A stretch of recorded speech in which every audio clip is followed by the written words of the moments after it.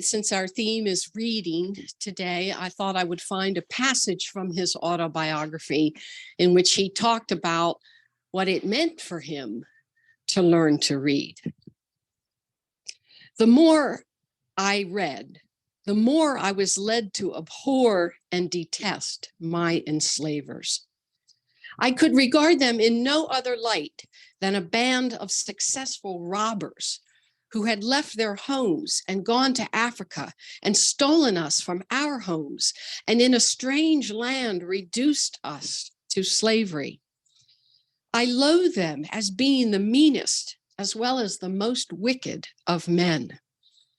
As I read and contemplated the subject, behold, that very discontentment which Master Hugh had predicted would follow my learning to read had already come to torment and sting my soul to unutterable anguish.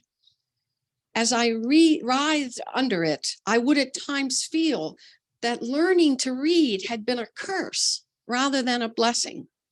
It had given me a view of my wretched condition without the remedy.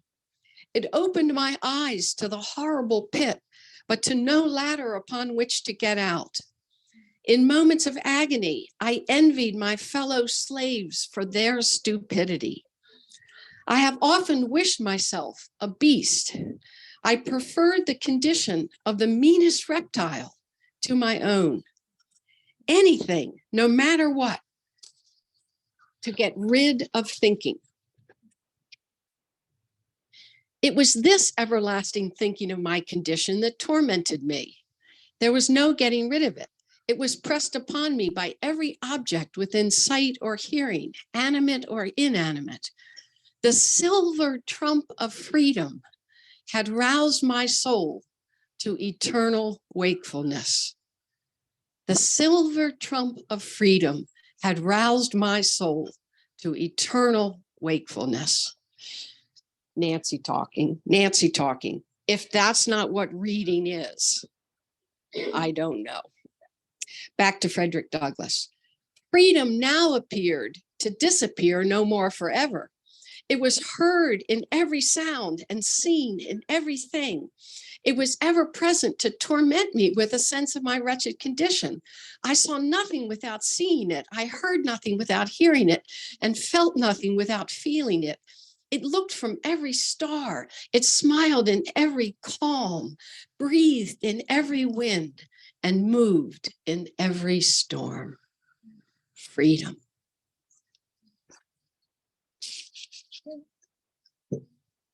It's no surprise that it was a crime for to teach slaves to read. Yeah, to teach slaves to read was a crime. And some of the best known are ones that somehow got around that. Okay, I see that several people walked in with books. I have a bag of books over here. I have a few comments. I started out thinking about, and I apologize in advance if I'm repeating something. I've done this service for years with Sue, and I didn't keep talks that I did. So probably the same thoughts will come percolating through. But I was especially interested this year in thinking about why do we read what we read, when we read it. And I thought I had a great thing going there. And then I looked at my list that I've kept for more than 20 years of the books I've read and when I've read them. And there's no pattern at all. I think I read when someone tells me about a book, or I'm browsing at the library, or someone recommends a book to me. I just look for something that is going to be interesting, but it has many, many functions. The most interesting thing I found in looking back through this list of books and dates was that in April of 2020, which would be the month immediately after the lockdown and the great everyone is staying at home in their house, I didn't record a single book, and that's really rare. I usually have some. And I'm sure what I was doing was that I was so distracted I couldn't get into a book, and so I discarded. I don't have any discards there. But I think most of us have favorite types of books that we like to read. For me, I like almost anything, but I rarely read fantasy or science fiction. To me, there's enough interesting stuff going on in the world that we live in, or that we used to live in. I used to read a lot of mysteries, but for some reason I'm not very interested in them. And it occurred to me as I was writing this that I do watch a lot of detective shows on streaming, and maybe that's filled that niche, and that's a pretty exciting way to watch cases. The number one reason I read is to get transported into a really good story. And if it doesn't have a story that makes me keep wanting to come back, I may lose interest. And I find I can feel kind of untethered if I'm not into a book that I care about. And sometimes I'll find myself feeling kind of just blah. And sometimes it gets bad enough that I think, what's going on? What's wrong? And I start looking in my real life, and then I realize, oh, I don't have a book next to my recliner chair that I can't wait to get back to. So I suspect a lot of you are probably like that. Anytime anyone has anything they want to talk about that kind of fits what I've talked about, or just random, I don't have a speech to make. Can I choose someone? Like Daniel Ellsberg? And Anne, can you tell us a little bit about why you brought it? Yeah, we need the mic though. An old version from long ago. This is an old version long ago, and it was both my joy to have known Dan and worked with him on a couple of things. Right into your mouth. Hold it closer. Right up? Oh, okay. Okay. Sorry, Anne. You brought a book. Pointed out, but I brought the Pentagon Papers. It was pivotal in many ways to my own life and my own life. Some of you know, some of you don't know, I've done a lot of activism.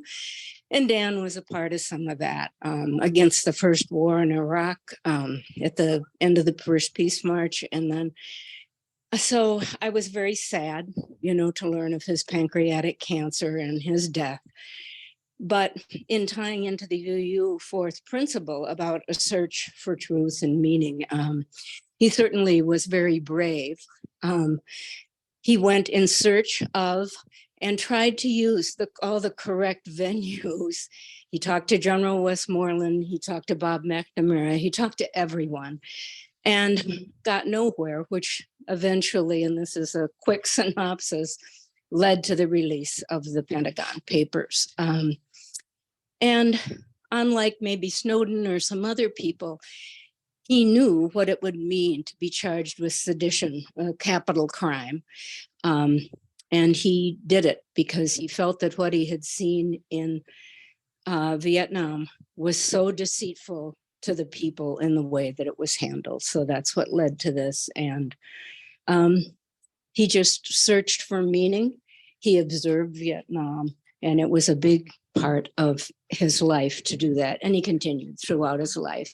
It's been a while. The last time I saw him, he came down to Monterey to visit for 2 days and talk about things, try to inveigle me back into doing things. But I said, I have to go back. My love was always early childhood. And that's why I was at the University of Minnesota and at Cal State Monterey Bay. So thanks to Dan Ellsberg for his life and what he gave to this country, and what an exemplar of honesty, search for meaning, and doing the very hardest thing in facing what it could mean in his personal life and giving that to us. So, thank you. One of the things I'm sorry, Julie. That's okay. Did you want to say something? Well, I was just going to say that I have a long list here of reasons why I do read. And one was to read about courageous people and try to think, I've never faced a situation a little courage maybe, but not big courage, not putting my life on the line, and certainly not going to. So I try to think, would I be able, I don't know. Julie, thank you. Well, I'm going to change the subject just a little bit here. And this may give you another reason for reading books and for why you feel so out of it when you're not. The smell of the book. Seriously, the pages. Have you ever stuck your nose in one? Have you ever tried to describe a smell and why it gets to you? Well, there's a man who's done that. I don't remember his name right now, but the name of the book is 13 Ways to Smell a Tree. And one of the ways is to stick your nose in a book, because that's part of a tree. Not only does he talk about trees, I like books that teach you something, you learn something new. Not only does he teach you about the trees, but it's his experience of the trees. He is intimate with the trees, not just seeing them, feeling them, smelling them, being with them, knowing what their fruits are, and so forth. And the history too, where they came from, and so forth. So if you want to read, this book grabbed me so much, it was like I wanted to read another episode every night, another tree, before I went to bed. Get it, because you'll love it. 13 Ways to Smell a Tree. And I haven't got it here with me today because I've already loaned it to somebody else. We usually publish a list of books that have been mentioned, and maybe we can go back through the recording. That Yeah. makes sense. Yeah. I don't have This is not exactly a book, but when my granddaughter was 15 or 16, we went on a trip to Washington, D.C. And if you ever have a chance to take a kid to the Museum of American History, I just can't tell you the conversations that started with my teenage granddaughter. And the one that just came to mind was they have a display of a wrecked file cabinet from Daniel Ellsberg's psychiatrist's office. You remember we went in there to get some dirt on him, and that was a hard one to explain to a child born at the end of the 90s. Anyone else have anything right now? Carolyn?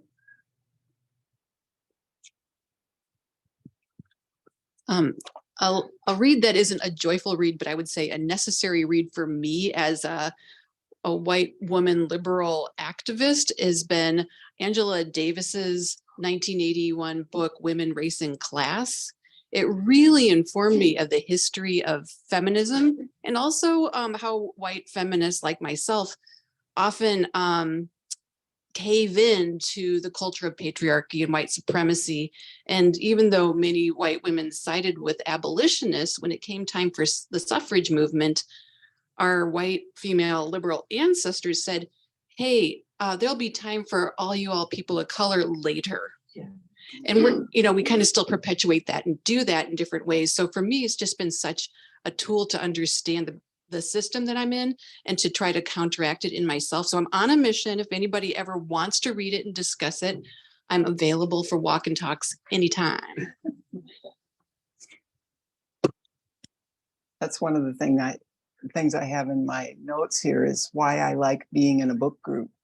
And I just get kind of desperate sometimes to have someone to talk to about a book that I've been reading.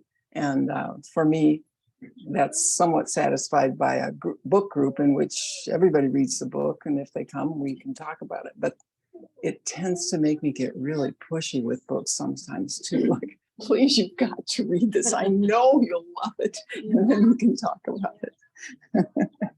Sue.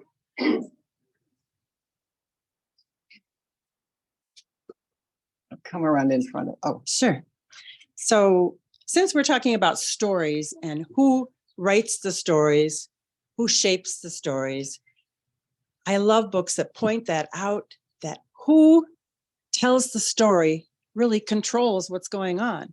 Who is the person telling the story? For how many years was it only white, Western, mostly European men telling all the stories that fill our books. And so it's so important that all these other people, women, half the world, women in every culture haven't been included in telling the story. So I really find the power of the story important. And I got this book at the library, Looking for the Hidden Folk, How Iceland's Elves Can Save the Earth.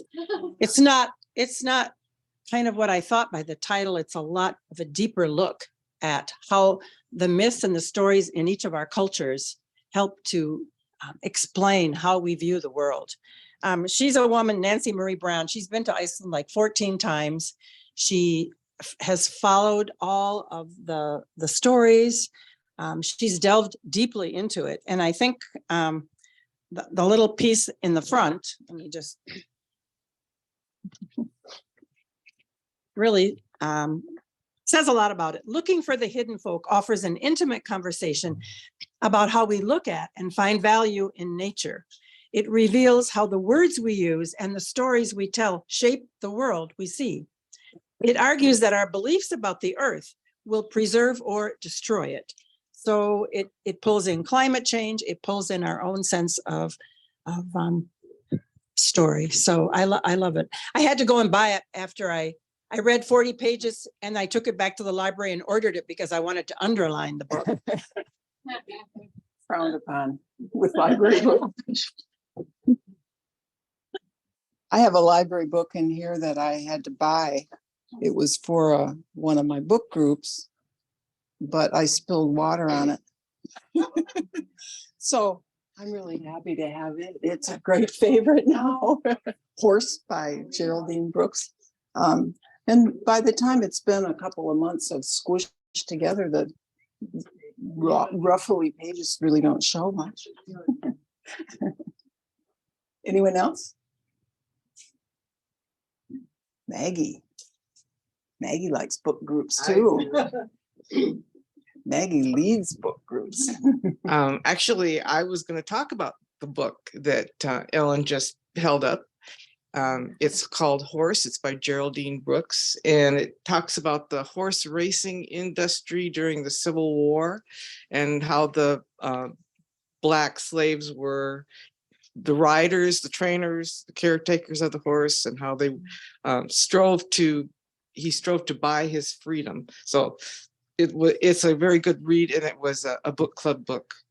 And so that's why Ellen and I both have read it. So about reading, I didn't discover the joy of reading until probably my 30s, and I'm an avid reader now, and I found that it really is a way to connect with people. And when I moved here to Decorah, that was the first thing I did was join book clubs, and I met Ellen and I followed her everywhere. She's a great leader. She helped me meet a lot of people, and I think it's a way that we connect with our children when we read to children. It's just a real way to connect, and so I love reading. And right now I don't have a book, so I got some at the library, and I couldn't read any of them. So I'll get through this day. So get till tomorrow. Can you just say a little bit about the book group that you lead? Yes, Carol Doughton and I volunteer to lead a book group at Eastern Star Book Club.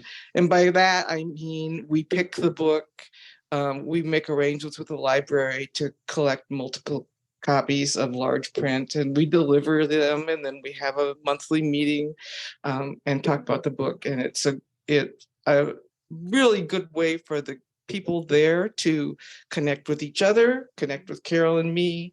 And it's a real fun get together kind of group. And Carol and I often anguish over, are they going to like this book? Because one time we read a book about gay people and it rubbed some people the wrong way. So anyway, Carol and I kind of anguish about that.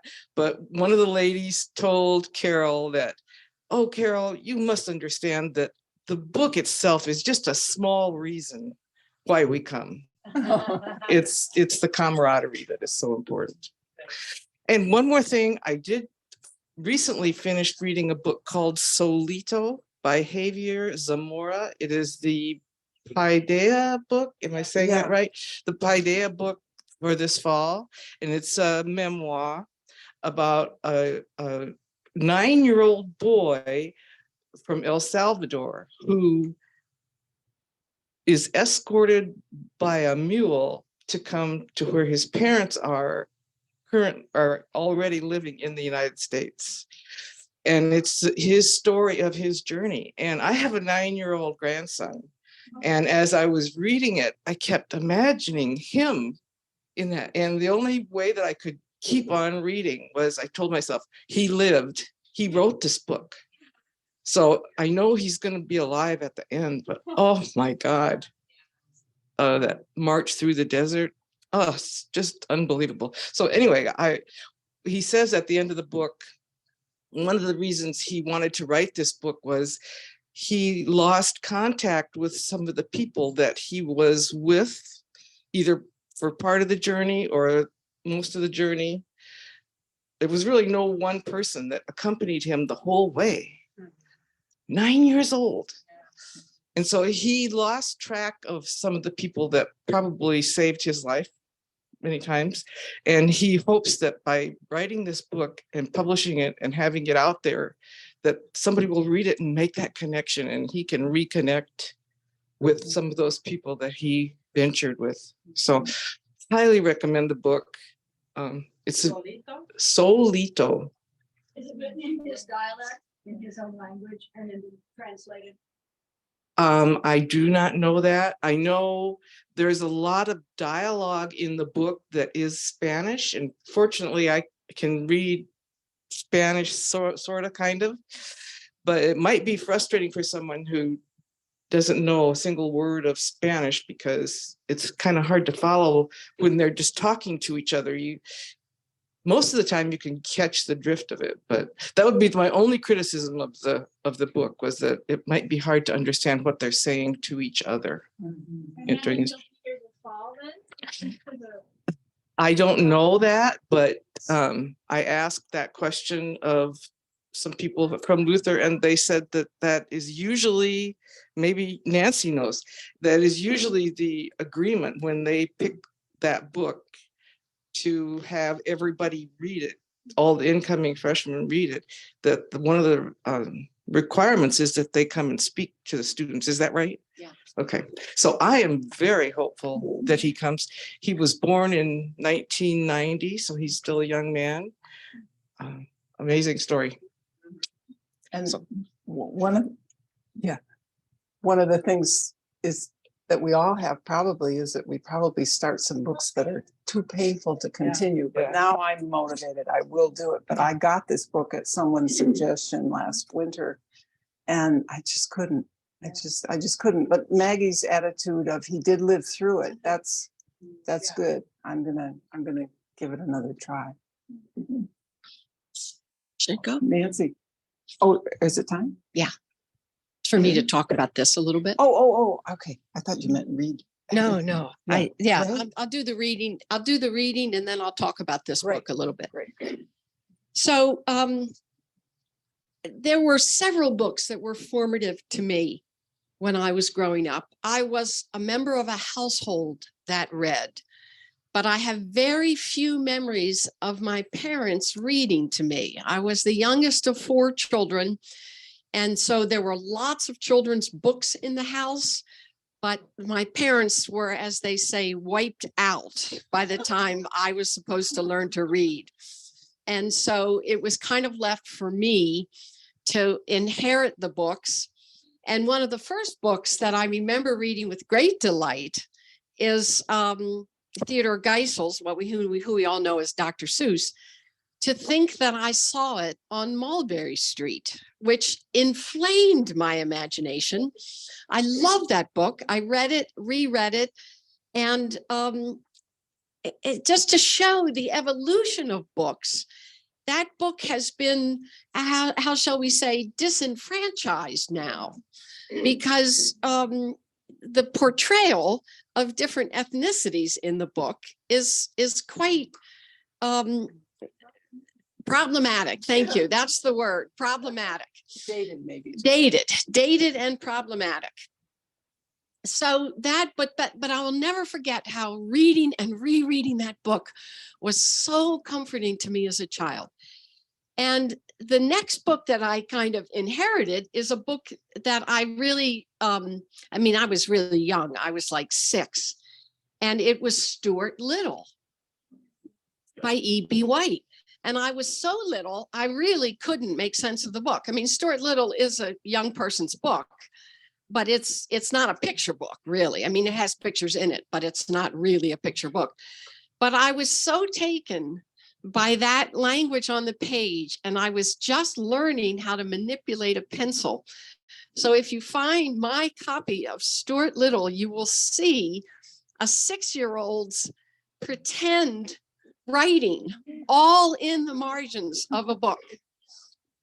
And then when I came to study reading and literacy, I learned this is exactly what children do. They imitate the notion that marks on a page can represent language that people will read. And it's a physical reminder to me of how enraptured I was with what it means to read. And then it all came together when I was about 10 or 11 with this book, The Phantom Toll Booth by Norton Juster. I used to always think his name is Norman Juster. I realized when I typed out the thing there, I said, Nancy, you've been referring to this wrong.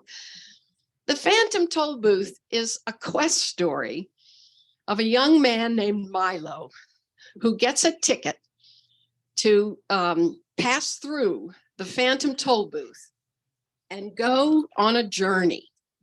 Want me to hold this? Yeah, for thank you. Thank you. He goes on a journey through the sea of knowledge, the sea of knowledge. And the sea of knowledge contains all of these places like Dictionopolis and Foothills of Confusion and Old City of Wisdom, and one of my favorites, the Doldrums. First, he passes through expectations, and then he has to climb the mountains of ignorance.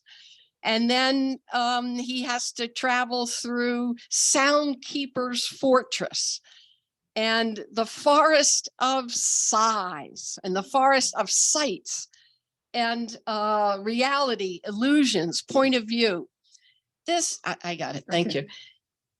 This is a book about how language works, and it's magnificently playful with the way it uses language. Milo is always encountering words that have double entendres, and he's always encountering words that mean different things, synonyms and homonyms, and words that just add to the richness of language. And I thought to myself as I was preparing these remarks, what is it about this book that spoke to me so much? And I think it was language having fun with language. The very notion of words being not something you fight over, not something you fight with, not something you struggle to discern. Language is play. Language is how we encounter the word, the world in a way that gives us power. And that's why I chose that reading by Frederick Douglass, because what we sometimes tend to forget in the midst of making reading a thing people learn to do is that it's an empowerment to be able to read words on the page. It was something some citizens had to fight for. And women had to fight for the notion that they could go to school and learn to read. And indigenous people who were sent to school to sort of learn the lessons of the white culture and to read certain kinds of books certain ways. And but ultimately at its root, reading is about imagination. It's words on a page that work inside our heads to free us. And so I thought I would just read a little bit from this. I don't know. Let me hand over the microphone again. I'm going to find the right page here.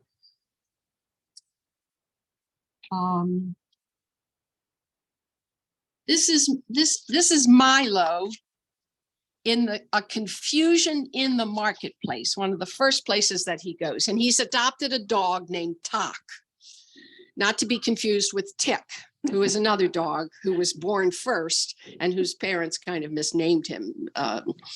But anyway, so Milo and Tak wandered up and down the aisles looking at the wonderful assortment of words for sale.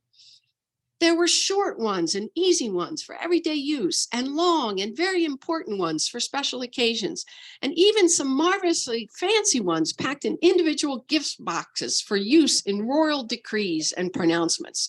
Step right up, fancy best quality words right here, announced one man in a booming voice.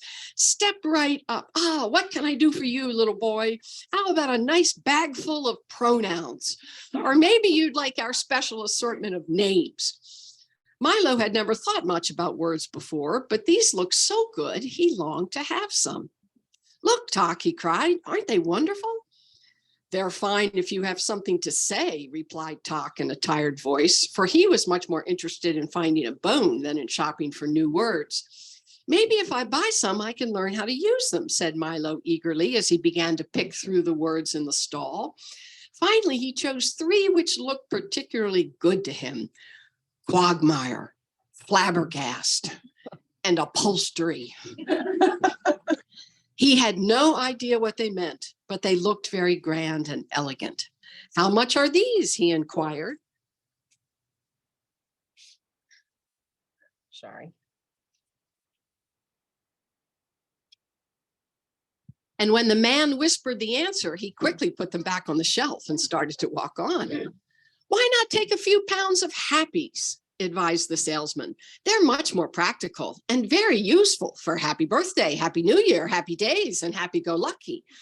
Well, I'd like to very much, began Milo, or perhaps you'd be interested in a package of goods, always handy for good morning, good afternoon, good evening, and goodbye, he suggested.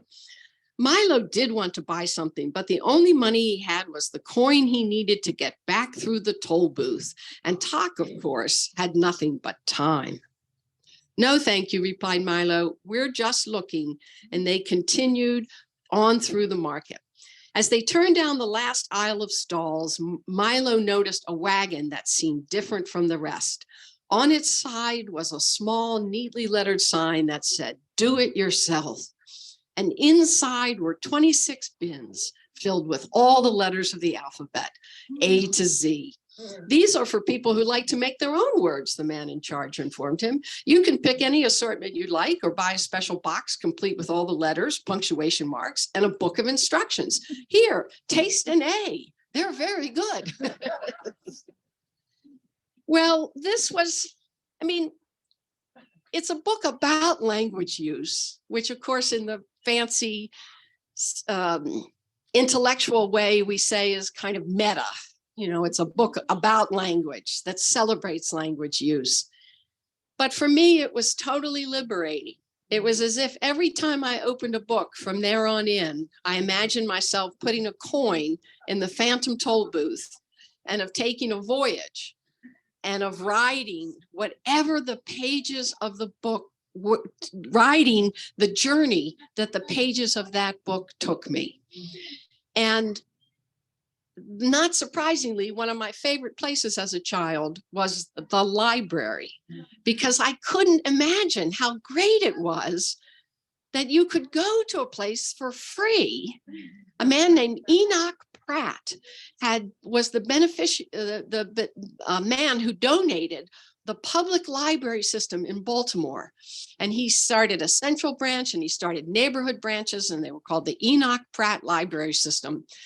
And the idea to me that you could get a library card and take it into this vast array of books. And you could get out as many books as you wanted, and you could read them. You could choose not to read them. You could read them twice. You could read them out loud. You could take them on vacation with you. This was, to me, just a source of magic as a child. So I want to sort of just conclude my brief remarks today by saying that at its base, reading must be pleasurable. It must give us this sense of joy, of connecting our minds with faraway places and imaginary people and real life stories that we would not encounter were it not for those words on a page. And if a book doesn't suit you, turn it back. No big deal. I've gotten some books out of the Decorah library 3 times because I'm convinced I want to read them and then I don't. And the person behind the desk at the library always says, you know, you have checked this book out before. And I say, yes, but I failed to complete it. It's such an interesting thing. I don't know why they do that. I guess they want to remind people that maybe they've already read the book. I think it's good. Do you think that's it? Yeah. So, but that's part of the pleasure of it, is the stack of books and the places it can take us. It is, in the end, a great gift to all of us who have been taught to read and who have discovered reading and who have discovered, as Anne always brings these books for us, for the children's books. You got another one? Well, I'll hand the mic over to you in a minute. It's a great gift, as Frederick Douglass knew so well, to be empowered to read. And so, Anne, you want to talk now about this book you brought? Let me just say that it won't be a surprise to you to learn that there is now a center at Luther that Nancy started, and it's now called the Nancy Berry Writing Center. That was a retirement party surprise, as I understand. Well, thank you, Nancy. And my book is, and I wanted to thank both, can I be talking right? Both you and Carr. I mean, last week was incredible. This book is about Frederick Douglass. And what I liked about this was, when I knew the service was going to be about that, I realized I had a book. But this is a simple book about his childhood. And I get emotional a little bit when I was listening to you talking about your books, Nancy. This young man, up to 6 years of age, well, first of all, when he was born, they think that his father might have been his master. And but anyway, when he was born, he was his grandmother took care of him for 6 years. His mother wasn't able to be with him. She was given to another plantation, and his mother would walk 10 miles, I think at night it was, to just see him. And generally he was sleeping. The point was, when I think of his background and all that, and his words, I mean, it was amazing. And when you listen to what he has written, the vocabulary, it blows my mind. So this is a simple book about Franklin Douglass. Thank you, Carl, for the session, the service last week. I won't read any more about it, but it's just seeing his background and what words have done for him and what his words have given to all of us. It's an incredible book. And I no longer apologize, thanks to you, Nancy. And Nancy, you don't realize this. I do collect children's books. And I used to be kind of embarrassed about it. And no, I love them. And I have a room now, which is expanding. It's called the guest room, but it's the whole wall of children's books. You're welcome to come and look at them, take them, and read them. Anyway, thank you for this session. Books are incredible. Children. Do we have someone else in the back corner there?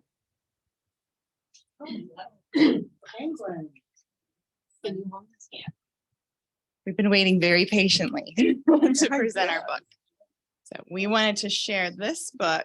I told Solon this morning to pick out his favorite book off the shelf, and he went for this one. It's called Little Penguins.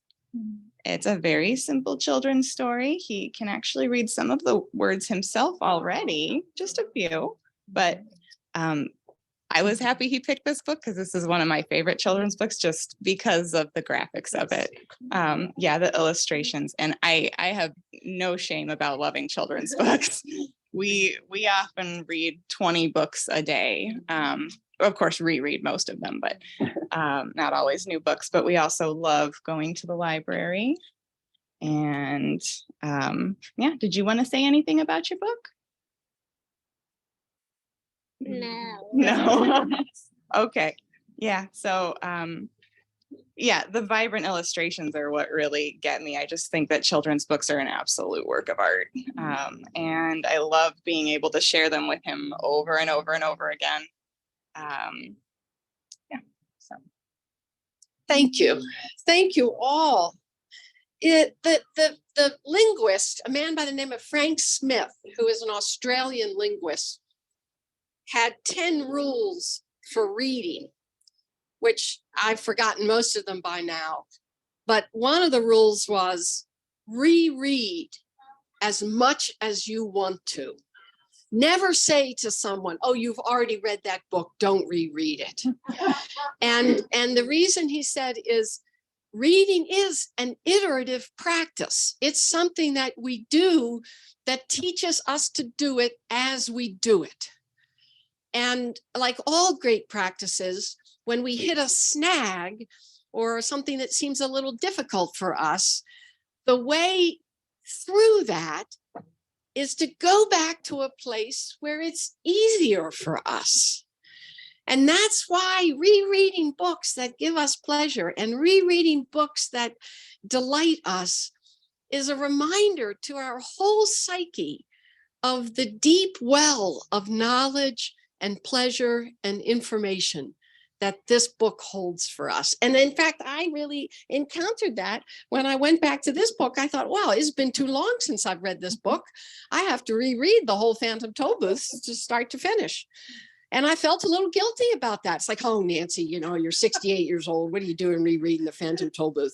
I thought, no, is it time to reread it? It's time to reread it. So that's all I had to say. Thank you all. Excellent.